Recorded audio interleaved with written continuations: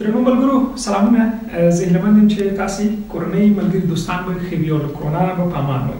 نو د کرونا نه د ځان ساتنې په پار کوښښ وکړئ چې هغه کوم احتیاطي او وقایوي تدابیر چې د ډاکټرانو لخوا پیشنهاد کېږي هغه ټول په پام کې ونیسئ. نو ما خو دغه لاسونه په ضد افوني موادو پاک کړل. زموږ اساسي نننی درس د تاړو او وندونو دی. تاړي یا وندونه دا هغه ناخپلواک مورفیمونه دي چې په ځانګړي ډول معنا نه لري، خو دغه توکي که د خپلواکو مورفیمونو سره یو ځای راشي په معنا کې تغییر راولي او یو نوی اشتقاقي جوړښت جوړولی شي. تاړي یا وندونه ته افیکس یا فیکسس هم وایي. تاړي او وندونه چې دي دا بیا موږ په دریو برخو ویشو. یو ته یې مخ تاړي وایو، بل ته یې منځ تاړي وایو، بل ته یې وروست تاړي وایو. په دریو برخو ویشو: مخ تاړي، منځ تاړي، وروست تاړي. د مخ تاړو نه هدف دا دی چې دا مخې ته د یوې کلمې یا د یو خپلواک مورفیم مخې ته راځي. د منځ تاړو نه هدف دا دی چې د یو خپلواک مورفیم په منځ کې لویږي، او د وروست تاړي نه هدف دا دی چې د یو خپلواک مورفیم شاته لویږي. نو پیل موږ له مخ تاړو کوو یا پریفکسس چې ورته وایي، له مخ تاړو یې پیل کوو. مخ تاړي هغه ناخپلواک مورفیمونه دي چې په ځانګړي ډول معنا نه لري، بلکې د کلمې مخې ته لویږي او یو نوی مفهوم یا یو نوی جوړښت رامنځته کوي. دا په دریو برخو ویشل کېږي، په نوبت تقسیم. اول د نفي او د نهي مخ تاړي، دویم د مطلقیت مخ تاړي، بل کلمه جوړونکی مخ تاړي دی. مثلا د نفي او د نهي مخ تاړي زه تاسو ته وایم، مثلا نه ځي.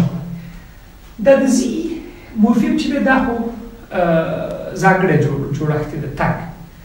نه موږ مخې ته ورواچو نو دا د څه شي مخ تاړی شو؟ د نهي مخ تاړی شو. مثلا وایم نه ځي، نه خوري، نه راځي او داسې نور. اوس ګورئ که چېرته دې خوري یوازې د خوري فعل دی، صحیح ده؟ خو که زه نه ورته مخې ته ورواچوم کاملا یو نوی جوړښت، یو نوی مفهوم دی. دې ته څه وایي؟ دې ته د نهي مخ تاړی دی. بل د نفي مخ تاړی دی زموږ سره چې یو کار نفع کوي، د یو کار یعنې د کلمې هغه صورت چې دی هغه د نفي جوړ کړي. مثلا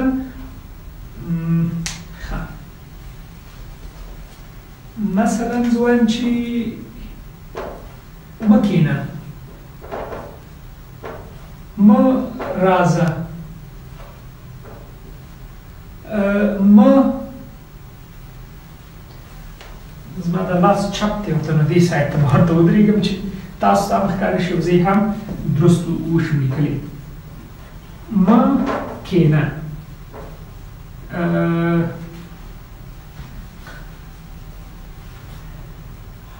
مه راځه او داسې ورته نور، یعنې د یو کار نفي کوي.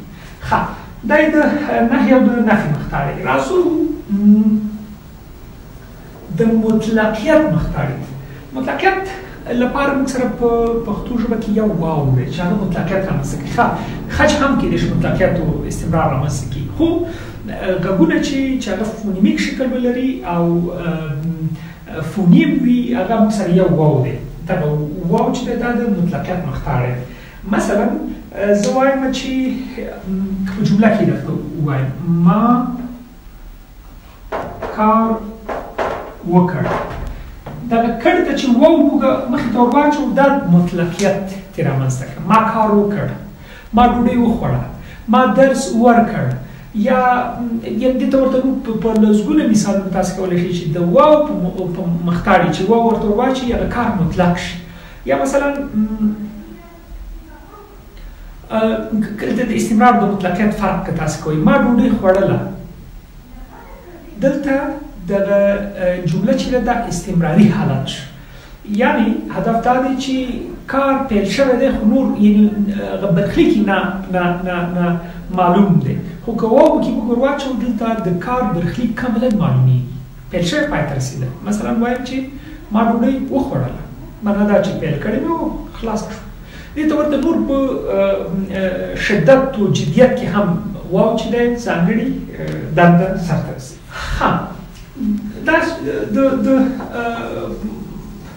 دا د مطلقیت مختاړی پوه شو. ورپسې کلمه جوړونکی مختاړی. کلمه جوړونکی مختاړی په دې معنا چې که چېرته دغه مختاړی د یوې کلمې مخې ته راشي یو نوې کلمه باید جوړه شي. مثلا زه وایم روح،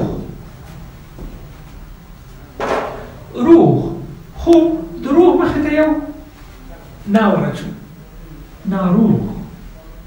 صحیح؟ مثلا وایم چې بې فکره. دغه بې چې دی دا کلمه د فکر مخې ته ورولوېده یا بیخي بې فکر، دغه غږ ترې لرې کوم. بې فکر، فکر بې فکر. یا ادب، بې ادب. دا د کلمه جوړونکي یعنې دا چې دی دا کلمه جوړونکي مختاړي دي. یو ځل بیا وایم د نهي او د نفي مختاړي. مه کښېنه، مه ځه، نه خورم، نه راځم او داسې نور.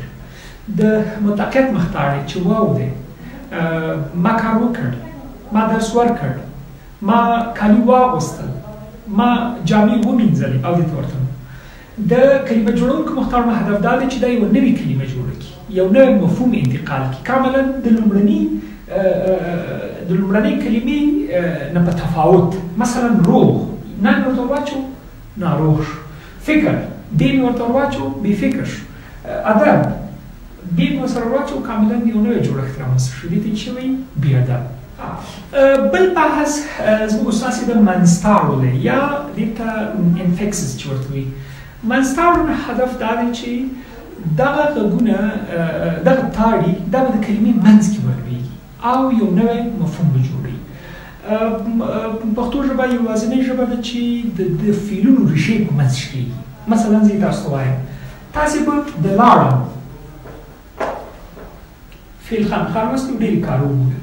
کله که دې کې موږ منځتاړی ورچو د نفي یا د نهي منځتاړی ورته ورچو لا نړم، پا نه څېدم. تاسې به اوس یوه پوښتنه به درسره وي وایئ چې یاره په یو شمېر لهجو کې موږ او تاسې وایو چې نه لاړم یا لاړم نه، پا نه څېدم موږ نه وایو.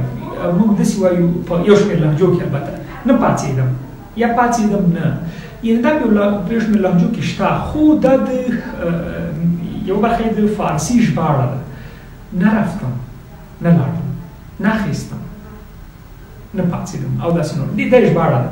نو موږ په پښتو ژبه کې خپلې د منځتاړو هغه د فعلي شکلونه لرو چې منځتاړي په منځ کې لویږي، ولې خپل شکلونه کارو. لا نړم، کښېنه ناستم، پا نه څېدم، ور نه راغلم او داسې نور. دا یې د منځتاړو بحث. بل بحث زموږ ستاسو سره د وروستاړو دی چې دا ډېر زیات مهم بحث دی او باید په دغه بحث تاسو پوه شئ. سافکس چې دی دا هغه نه خپلواک مفهومونه دي چې د کلمې شاته لویږي یا د خپلواک مفهوم شاته لویږي، هغه که فعل وي که اسم وي که هر څه وي هغه شاته لویږي او یو نوی مفهوم جوړوي. خو دا په دوو برخو موږ ویشو چې یو ته یې موږ کلمه جوړونکي وایو او بل ته یې موږ صرفي وایو. نو کلمه جوړونکي هغه دی چې دا د یو نوی کلمه جوړه کړي، یو نوی اسم جوړ کړي یا یو نوی صفت جوړ کړي او دې ته ورته په اسمي ډلو کې باید جوړ شي. په صرفي برخه کې بیا صرفي وروستاړو کې تر ډېره پورې دا د فعلونو د مفعولونو بحث دی. نو دلته بیا په کوښښ کوو چې اول موږ په صرفي وروستاړو ووایو. نو په صرفي وروستاړو کې چې دي دا بیا دوه برخو باندې موږ ویشو. صرفي وروستاړي یو فعلي صرفي وروستاړي دي، بل مفعولي صرفي وروستاړي دي. فعلي وروستاړي لکه ام اوږده یې څرګند دی، واو او فعلیه. زه تاسو ته یو مثال وایم. مثلا زه ځم. دلته د فعل یعنې دا صرفي وروستاړي چې دا د فعل د ریښې پورې تړل کېږي او یو نوی فعل جوړوي. دلته د فعل ریښه چې ده دغه د ځې غږ چې دی دا د فعل ریښه ده، په دې خاطر چې هلته د ام غږ هلته د دا ورسره جمع شوی دی ځم. صحیح؟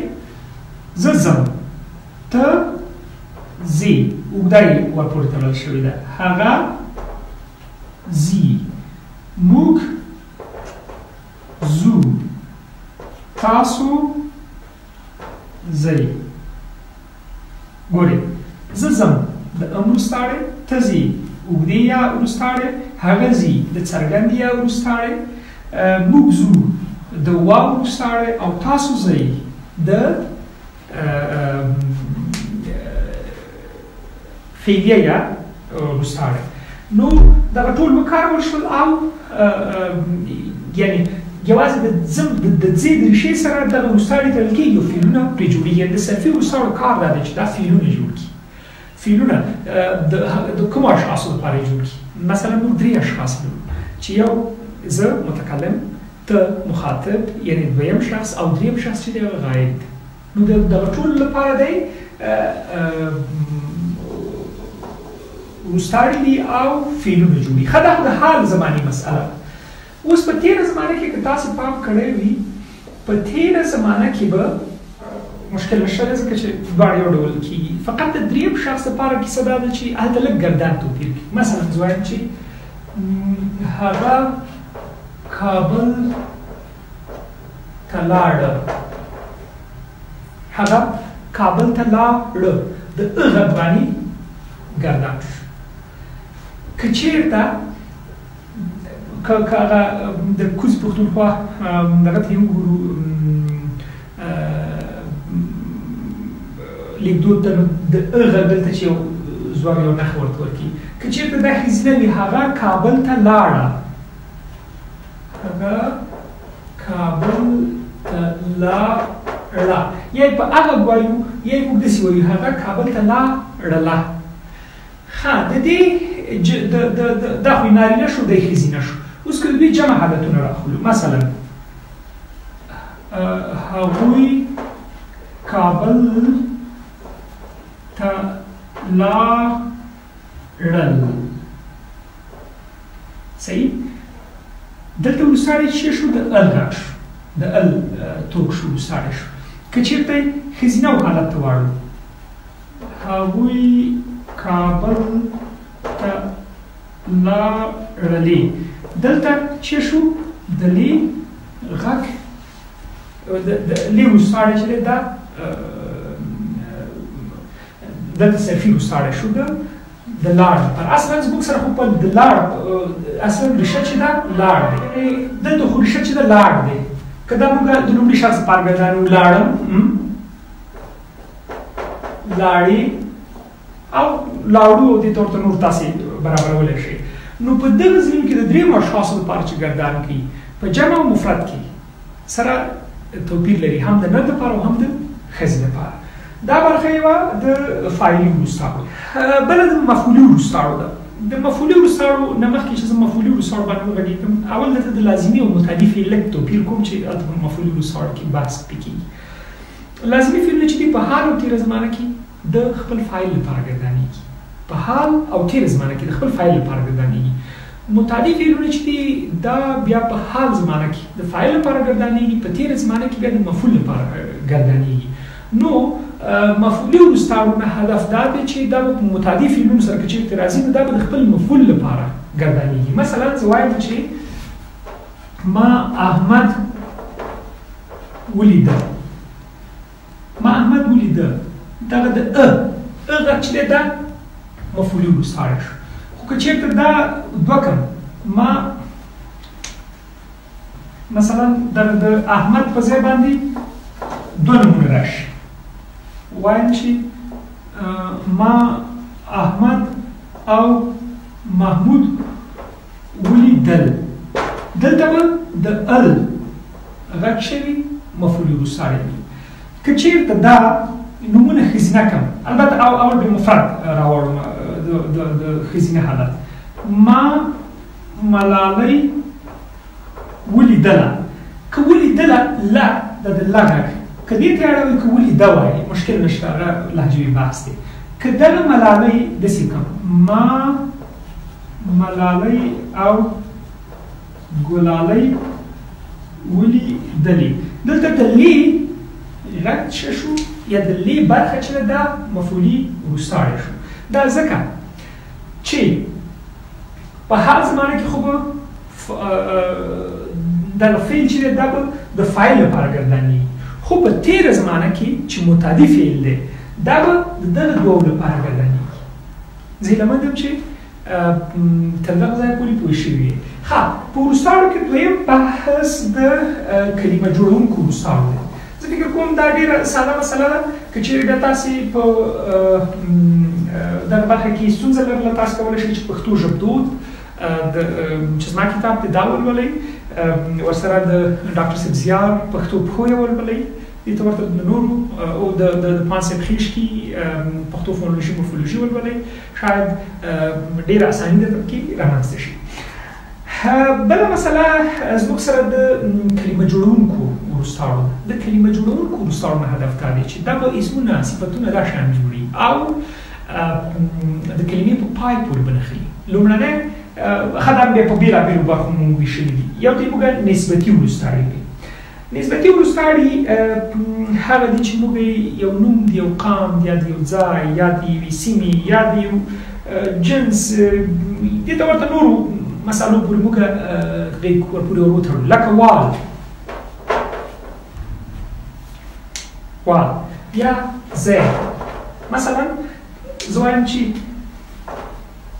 احمد زید، یا مثلا لکنوال یا پیجوال او داسې نور. دې ته چې وایي دې ته نسبتي وروستاړي دي. بل زموږ سره تصغیري وروستاړي دي. تصغیري وروستاړي هغه وروستاړي دي چې دا د ډېر ګرانښت لپاره کله کله وکارول شي او کله کله داسې وي چې دا د تصغیر لپاره کوچنیتوب لپاره وکارول شوي ته ورته نور. دا په پښتو دري کې تقریبا سره ډېر ورته دي. مثلا ګوټې، زه اوس وایم کتاب، کله که د دې تصغیري شکل لیکم نو داسې لیکم کتاب ګوټې، کتاب ګوټې دې ته ورته نور. په ګک موږ او تاسې کله ناکله البته دا د فارسي نه تقلید دی، موږ وایو چې فرشتګک یا وایو چې کله صرف اک وایو که نه، مثلا احمدک وایو، کله د ای غږ ورسره کاروو موږ وایو احمدی، کله مثلا وایو چې رڼاګک او داسې نور. کېدای شي نور پکې زیات وي، تاسو کولی شئ چې په کتاب کې بیا ولولئ. یا مثلا موږ وایو چې موټرک، موټري که نه یو غټ موټري، بیا چې کله د تصغیر لپاره وایو چې څومره ښکلی موټرک دی یعنې وړوکی.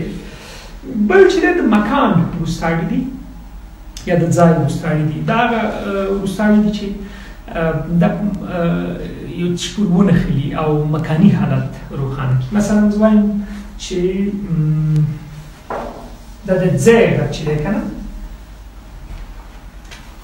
لکه تون، صحیح، روغ تون. د ځای چې دی لکه ښوونځی، پوهنځی، ښوونځی او دې ته نور داسې مثالونه کولی شي. تون، غالۍ، لکه نوی لغت چې جوړ شوی دی، خلک نوی خو اوس نه دی خو ډېر پخوا جوړ شوی، لکه شپغالۍ که نه، یا دې ته ورته نور لوبغالۍ او داسې نور. دا د مکان وروستاړي دي. بل د زمان وروستاړي دي.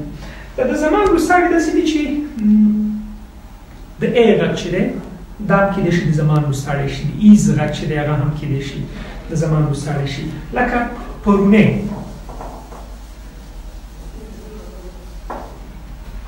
پرون دی که نه، پرون خو موږ پرونی، سګنی، مثلا اونیز. دغه د ایز غږ چې دی دا د زمان وروستاړی راځي. بل د فعل وروستاړی دی چې یو فاعل ته دغه شي، یعنې دغه کار په اساس یو فاعل پرې ونومول شي. مثلا وایو چې خټګر، آهنګر، د ګر لوساړه چې دا زموږ سره د هغه شخص ته یعنې د شخص د کار له امله نوموي. مثلا موږ وایو چې آهنګر و، خټګر و، نور بیخي ډېر زیات کیدای شي داسې دغه لکه کښ چې د کینه کښ یا وونکی چې دی که نه، دې طور ته نور مثالونه هم تاسې کولی شئ چې ترلاسه کړئ. دا اوس تاسې نننی درس که چیرې پوښتنه مو درلوده کامنټ کړئ.